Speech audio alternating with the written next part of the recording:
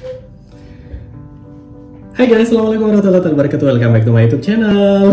Apa kabar semuanya? Aku harap kalian saat ini dalam kondisi sehat saja sehingga dapat menjalankan seluruh aktivitas kalian tanpa kekurangan apapun. Nah, sebagaimana janji aku di video aku sebelumnya adalah bahwa aku bakalan mencoba untuk berbagi cerita dengan kalian tentang seberapa banyak sih duit yang bisa ditabung oleh penerima beasiswa yang sedang kuliah di Amerika Serikat gitu ya.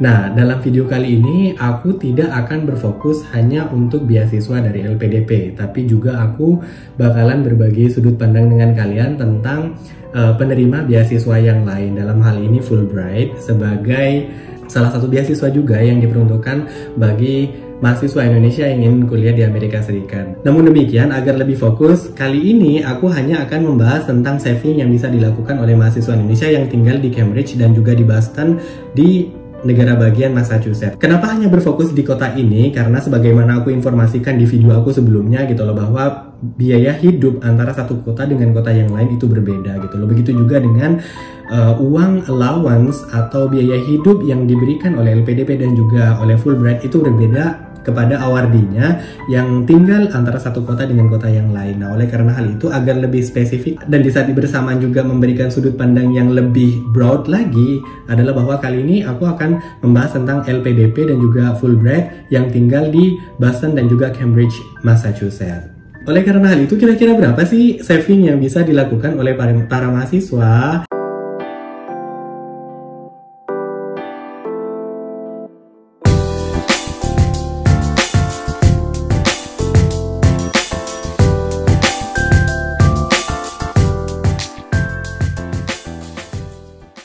Nah, tempo hari aku mencoba untuk menanyakan secara personal ke beberapa teman-teman aku yang sudah kuliah di Amerika Serikat, ya kan. Kira-kira berapa sih duit yang kamu saving dari pertama kali kamu nyampe ke Amerika Serikat dan sampai kemudian kamu pulang ke Indonesia? Oke, yang pertama, ini adalah salah satu temanku bilang bahwa aku bisa saving sebesar 4.000 US dollar katanya, atau kalau dirupiahkan itu sekitar 59 juta rupiah gitu loh.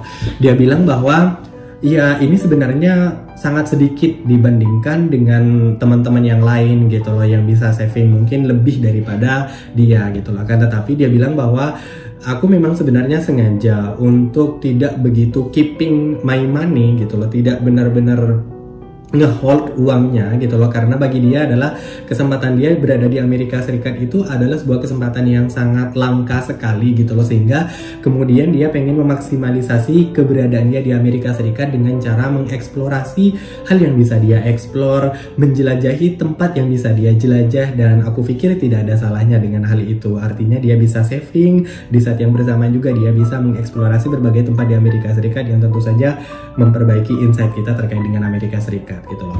Lalu kemudian teman aku yang kedua, dia bercerita sama aku bahwa dia selama 2 tahun program dia di Amerika Serikat, tepatnya di Boston dan juga Cambridge, dia bilang sama aku bahwa dia bisa saving duit sebesar 17.000 US dollar, atau kalau misalnya dirupiahkan sebesar 250 juta dengan kondisi kurs rupiah yang saat ini 14.732 rupiah. Berbeda dengan teman aku yang sebelumnya, teman aku yang ini nih, dia bilang bahwa orientasi aku tetap sama, bahwa aku pengen mengeksplorasi Amerika Serikat sebisa aku, tapi di saat yang bersamaan juga aku pengen saving, karena bagi aku hidup aku itu bukan cuma di Amerika Serikat gitu loh. Dan aku pikir juga tidak ada yang salah gitu ya dengan pandangan dia tentang harus saving lalalala dan lain sebagainya, karena selama itu tidak merepotkan dan juga tidak merugikan orang lain, kenapa enggak gitu kan. Nah, sama juga dengan teman aku yang pertama, dia kuliah di Amerika Serikat itu kurang lebih 2 tahun. Artinya apa? Selama program 2 tahun, teman-teman bisa saving uang sebesar 4.000 sampai 17.000 US dollar, tergantung juga dengan gaya hidup teman-teman pastinya gitu loh. Lalu kemudian yang terakhir ini adalah dia saving sebesar 13.000 US dollar atau setara dengan 191 juta gitu loh. Menariknya teman-teman, yang terakhir ini yang sebesar 13.000 US dollar ini merupakan program 1 tahun. Jadi dia program 1 tahun itu ternyata savingnya sebesar 13.000 US dollar. Atau seandainya teman aku ini kuliah di Amerika Serikat, di Boston dalam hal ini, dia programnya 2 tahun, maka dia bisa saving sekitar 26.000 US dollar, dan that's a lot of money. Yang kalau misalnya kita rupiahkan itu menjadi sebesar 383.658.600. I think that's a lot of money, ya kan? Itu banyak banget sih uangnya gitu loh. Dan ya kurang lebih sih itu sih perbandingan antara 3 temanku yang kuliah di Amerika Serikat tentang saving mereka yang sudah mereka ceritakan sama aku.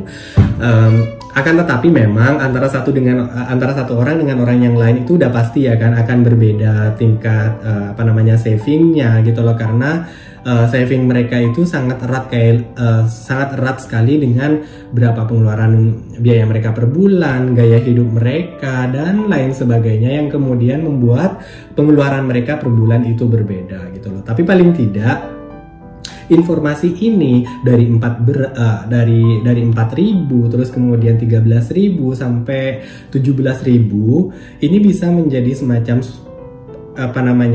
bisa menjadikan referensi bagi kita terkait dengan seberapa banyak yang bisa di-saving, yang bisa disimpan, yang bisa disimpan oleh para awardi berasal dari Indonesia yang kuliah di Amerika Serikat, khususnya di Massachusetts. Oke, aku rasa itu saja untuk vlog aku kali ini. Insya Allah untuk vlog berikutnya aku bakalan berbagi sudut pandang ke kalian terkait dengan bagaimana cara untuk bisa nabung saat menempuh S2 di Amerika Serikat. Oleh karena hal itu, stay tune ya. Thank you so much udah nonton vlog aku kali ini. Please jangan lupa untuk komentar, like, dan juga subscribe agar aku semakin semangat lagi untuk memberikan konten-konten yang baik, positif, dan juga halal pastinya. Dari aku, wassalamualaikum warahmatullahi wabarakatuh. Bye!